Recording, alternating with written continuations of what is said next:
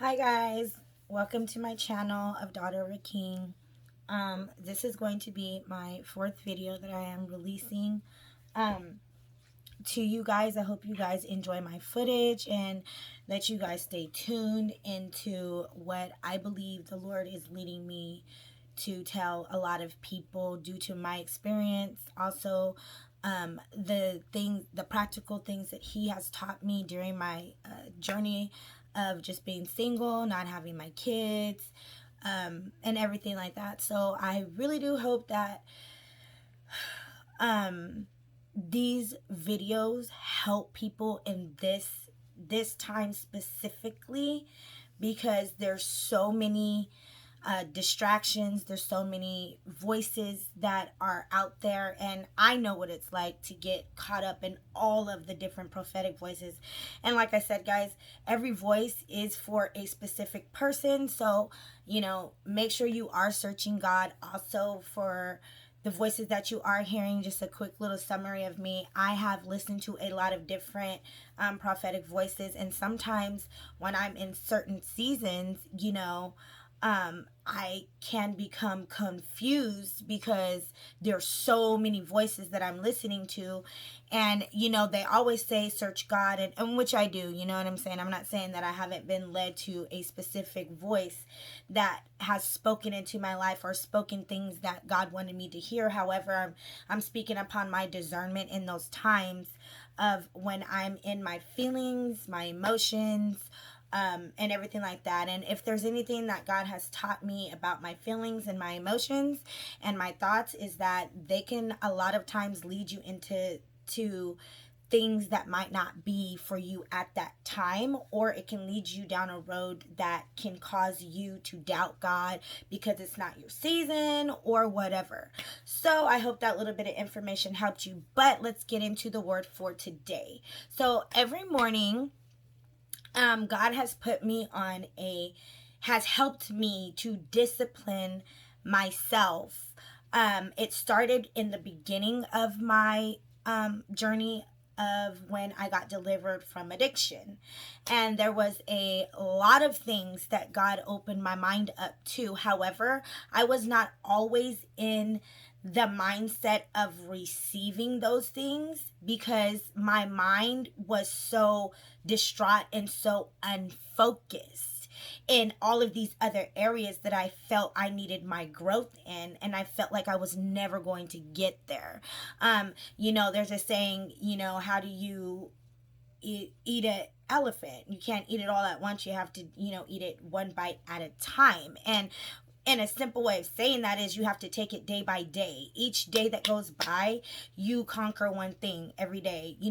Set a goal. I was telling my niece, I believe it was yesterday, I was telling her that basically how God taught me to be disciplined, structured, have ordinance in my life, know my values, get my morals back, learn who to be around and who not to be around, learn the voices and the videos and the music you hear, and understand the messages behind that, because those are all gateways to your spirit, to the inner being of you. Whatever you see, whatever you hear, whoever you're around, whoever you're watching, whoever you allow to speak in your life, if you're not discerning what these people are doing and you're not sensitive to the Spirit of God, where God can warn you and say, hey, not that that person's a bad person, but they're not in this, and or whatever the case may be. I'm not even going to speak on that because that's between God and other people.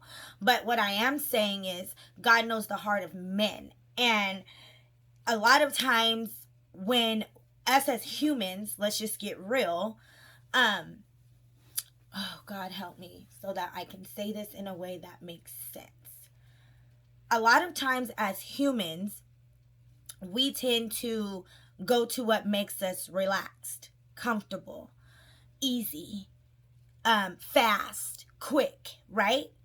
So God is the opposite of that. And if we're not in tune with God, we're going to be in tune with our own emotions, our own feelings, our own thoughts, our own comfortability, our own ways of thinking. We result back to that because that's easy. That's that, there's no discipline to that. There's no fight.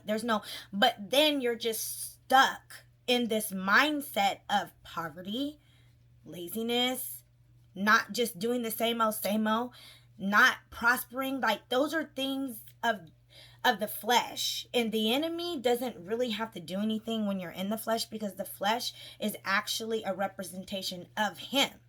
Okay, and that's a whole nother video to get on. But when we are in the flesh, that is what we do. We do not have none of the fruits of the spirit. And that's why fasting is important. Certain disciplines are important. Structure is important. Ordinance is important in your life. These are like literally everything that God opened my understanding and made my mind aware of. I asked God a lot of times, why is it that when I see people are not doing something in a certain way, it angers me, it infuriates me? And God had to sit me down and tell me, like, it's because your mind is opened in areas that theirs isn't yet. And you have to understand there's a time to speak. There's a time for everything. There's a time for everything. It doesn't matter what it is. Some people are not going to be willing to receive what they need to receive because their mindset isn't there. And so that's another thing that God also has taught me in my aspect of life, is your mindset. Your mindset you have to literally practice and teach your mind new ways of thinking. But if you don't do that and you stay in the same mindset, and then you're just and by the way, when you stay in the same mindset, you're never gonna progress because you're not taking steps on making a difference in your mind. Your mind is what controls every part of your being. It is your computer. It is what thinks for you. It is what makes you have feelings. It is what makes you create habits, behaviors, all of these things. So let me give just a really quick way of how God taught me discipline, structure, and everything I've been speaking to you guys about. So when I got delivered or whatever, I went and checked in with my probation officer, and in my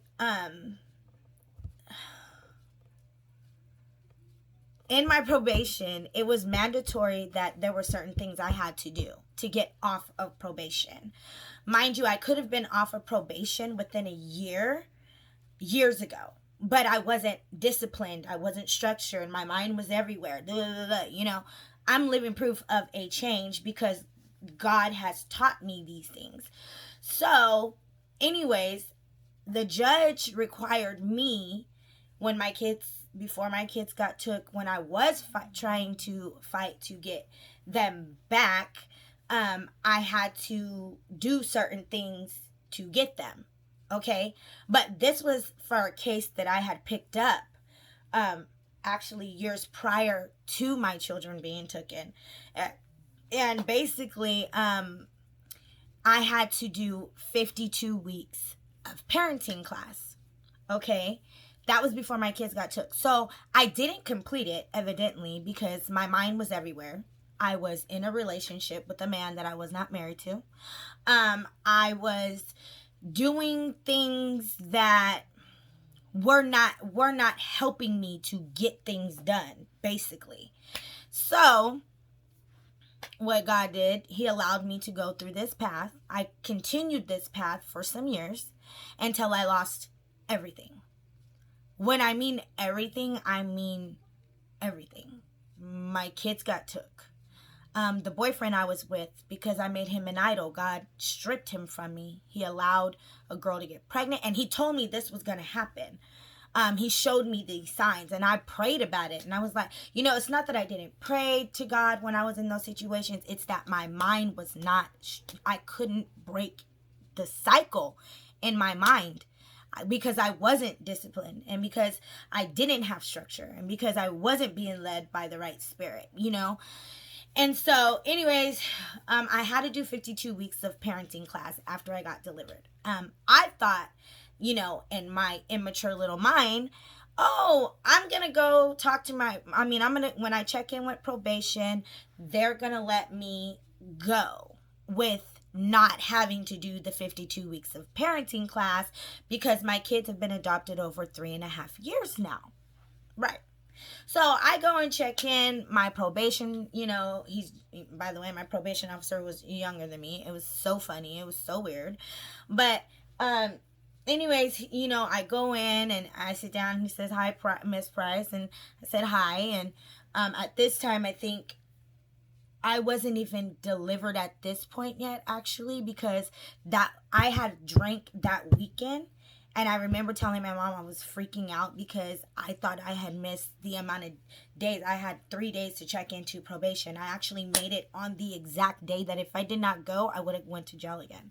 So, yeah, this was right before my deliverance, actually. Actually, probably about a week before my deliverance is when I went to my probation. He then went over everything that the judge wanted me to do. He said, you're going to be on probation for about 3 years, felony probation, meaning you cannot have any weapons. You cannot be around anybody that has any contact with the law. You can't have any contact with the law. If you have contact with the law, you have to let us know what exactly it is. I hated it. If you're living with somebody where we are able to go to their house and check their house, y'all, I was just like, this is ridiculous. Anyway, so they went over that. And then I was like, yes, I don't have to do parenting. And then I said, so what about parenting classes? He said, oh, you're going to do those. I was like, oh my God. I was so annoyed. And I remember looking at my probation officer and I was like, why are you guys making me do parenting and I don't even have my kids? That's dumb. That was sensitive for me. But there's a reason to everything that God puts you through. Just to let you guys know, there's a reason.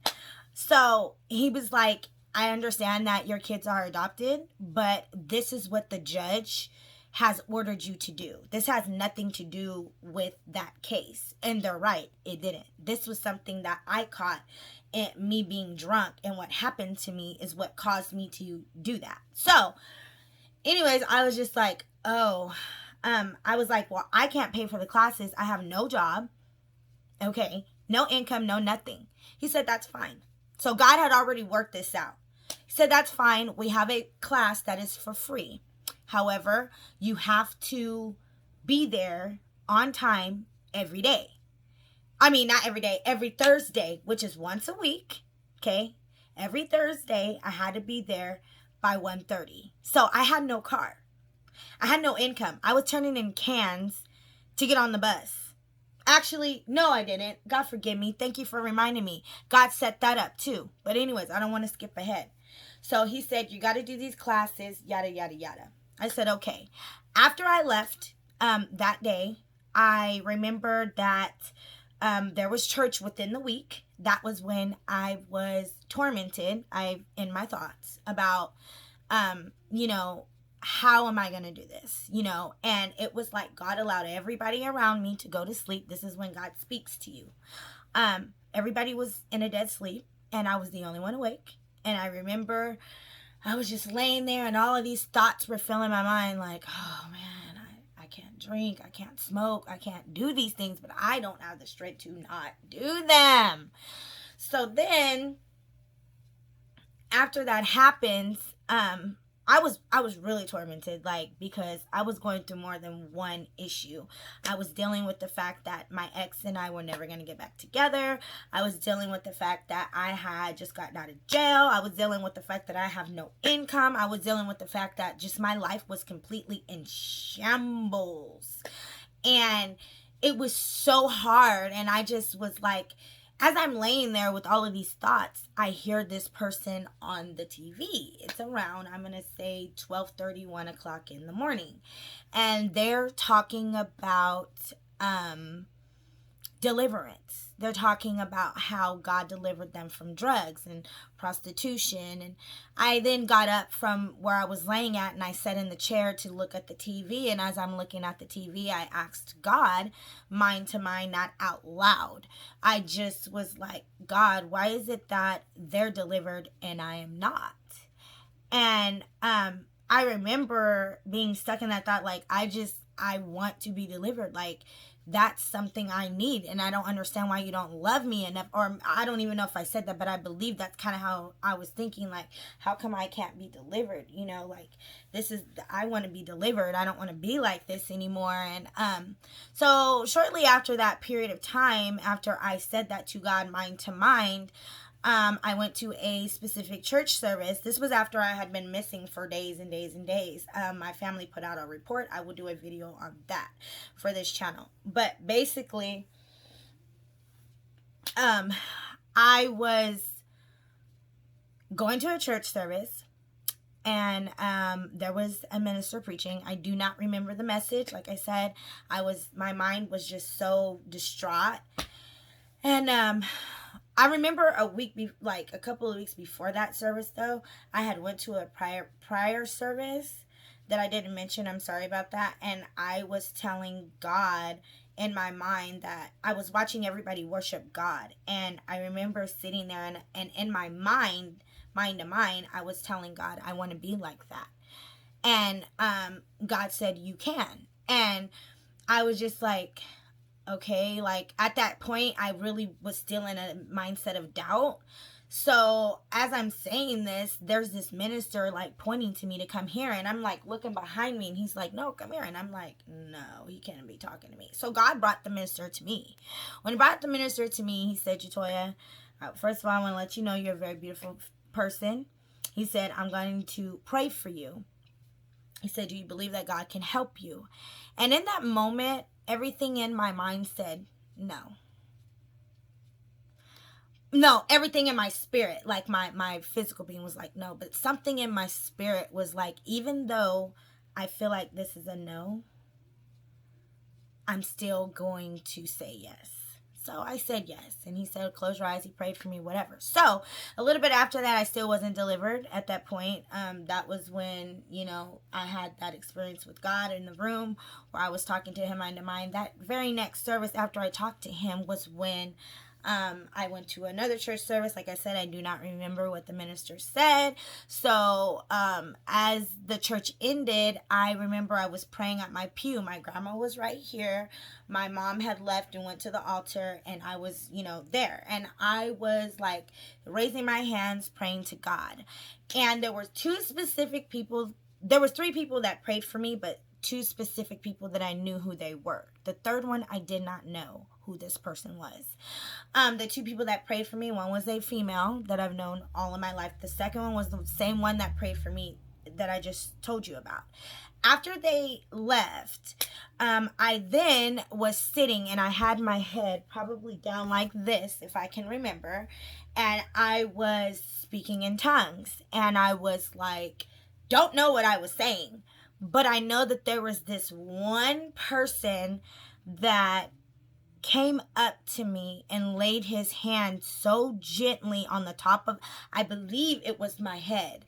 And I just remember him speaking in my ear, and he was saying, God, protect her. God, guide her, lead her, help her. It was as if he was speaking what I was saying for what God was praying over me in my tongue. And so after that happened, that person left. I never seen them, nothing. And like I said, I didn't see this person because my head was down in the pew. So I had no clue who this person was. So I'm going to say I didn't know I was delivered, by the way. I just thought, I got a good touch of God. That's literally, at least I got a touch of God, but hopefully I'm delivered. That's kind of like how I left that day. After that, I noticed a couple days went by. The seventh day before I ever got delivered, before I ever went to jail and all of that took place, I would have a relapse day. I would reward myself. God started allowing me to calculate, oh, this is when I have my relapse. So that's how I did that. But anyways, about a couple of days into it, I noticed it was around the 6th or 7th day, which is the day of my relapse, which is I look outside and I have like 2 and 3 and 4 bags of recyclables that I normally take in to go and feed my addiction. But for some reason, it didn't dawn on me until that day. What? Why haven't I?